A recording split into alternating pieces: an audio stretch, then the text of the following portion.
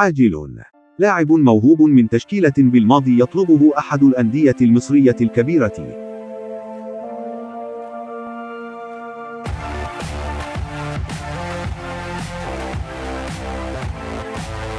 عاجل. لاعب موهوب من تشكيلة بالماضي يطلبه أحد الأندية المصرية الكبيرة. ميركاتو. الزمالك سيخوض الهجوم لضم محيوس. في نهاية العقد مع اتحاد العاصمة الجزائر، أيمن محيوس، لاعب جزائري دولي الآن، مرغوب للغاية في بداية فترة الانتقال الصيفية.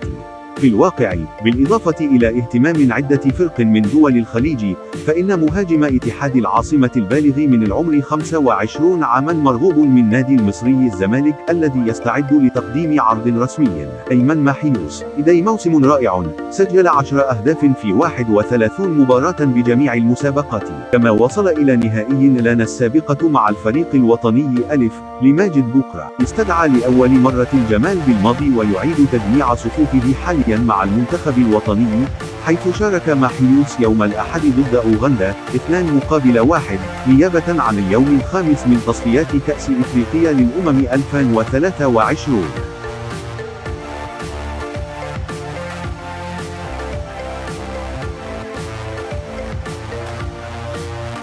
شكرا لكم على دعمكم هذه القناة لتصلكم دائما أخبار جديدة.